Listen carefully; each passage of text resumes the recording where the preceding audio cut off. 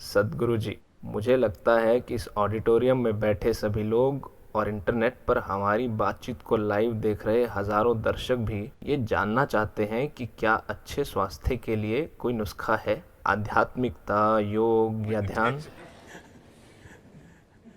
क्योंकि मैंने आपको कुछ लोगों की मदद के लिए असंभव चीज़ें करते देखा है जब वे बीमार थे।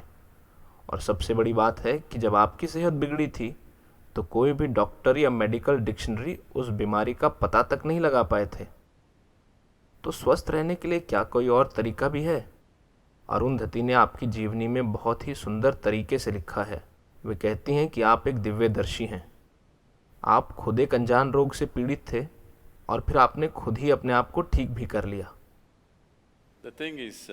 बात यह है कि हमने इस शरीर को भीतर से बनाया है, तो इस शरीर को बनाने वाला भीतर है। अगर आपको कोई मरम्मत करानी है तो आप निर्माता के पास जाना चाहेंगे या लोकल मैकेनिक के पास?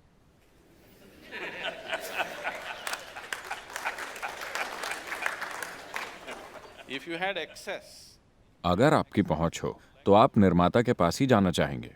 अगर आपकी पहुंच नहीं है तो आप मरम्मत के लिए लोकल मैकेनिक के पास जाएंगे। अगर मेडिकल साइंस नहीं होता तो मेरे ख्याल से आधे लोग मर चुके होते यहां इस ऑडियंस में। हाँ, क्योंकि सन 1947 में एक भारतीय की औसत आयु 28 साल थी। आज ये बढ़कर 64 साल हो गई है। इसका मुख्य कारण है मेडिकल साइंस जैसा ये आज है। तो मैं मेडिकल साइंस की अहमियत कम करने की कोशिश नहीं कर रहा हूं। यह महत्वपूर्ण है। पिछले 30-40 सालों में बहुत कुछ हासिल किया गया है। सवाल बस ये है, अगर आपके पास उस स्रोत तक पहुंच होती जिसने इस शरीर का निर्माण किया है, तो निश्चित रूप से हर उस समस्या को संभाला जा सकता है जिसे आप शरीर में भीतर से पैदा करते हैं। बीमारियां दो तरह की होती हैं, संक्रामक और पुराने रोग। हमें संक्रामक रोग किसी बाहरी वायरस के हमले की वजह से होते हैं। आपको डॉक्टर के पास जाना ही होगा। बैठकर ध्यान करने की कोशिश मत कीजिए। लेकिन इस धरती पर 70% बीमारियां खुद की बनाई हुई हैं। मैं खुद की बनाई हुई इसलिए कह रहा हूं क्योंकि ये भीतर से पैदा हुई हैं। तो जो चीज आपके भीतर से पैदा हो रही है उसे बड़ी आसानी से आपके भीतर ही ठीक किया जा सकता है। आपके पास जो कुछ बाहर से आता है उसके लिए आपको बाहरी मदद चाहिए। अगर आपको किसी जीवाणु से लड़ना है तो आपको दवा चाहिए। तो बाकी सारी लगभग 70% बीमारियां खुद की बनाई हुई हैं। आपका शरीर आपके खिलाफ काम क्यों करेगा? यह शरीर दरअसल स्वास्थ्य के लिए प्रोग्राम किया गया है। इस शरीर की हर कोशिका को स्वस्थ रहने के लिए प्रोग्राम किया गया है। यह आपके खिलाफ क्यों काम करेगी? क्योंकि कहीं ना कहीं आप इसे खुश नहीं रख रहे हैं।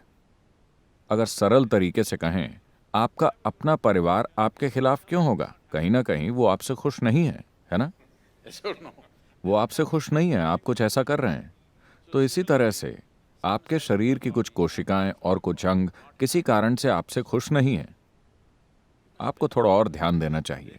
इसका तरीका है, इस पर बाकायदा ध्यान देने का तरीका है, क्योंकि शरीर में हर चीज भीतर से ही बनी है। जब ऐसा है तो क्या इसे भीतर से ठीक नहीं किया जा सकता? तो ये कोई चमत्कार नहीं है। मैं लोगों को यह समझाना चाहता हूं कि यह कोई चमत्कार नहीं है। चमत्कार क्या होता है? मान लीजिए कि आप नहीं जानते कि बिजली क्या होती है। मैं यहां आया, मैंने बस दीवार के उस हिस्से को दबा दिया और चारों ओर रोशनी हो गई। आपको क्या लगा कि मैं कौन हूं? मान लीजिए कि आज से 1000 साल पहले अगर मेरे पास सेल फोन होता, मैं अपना फोन निकालकर अमेरिका में किसी इंसान से बात करता, तो आपको लगता कि मैं भगवान हूं, है ना?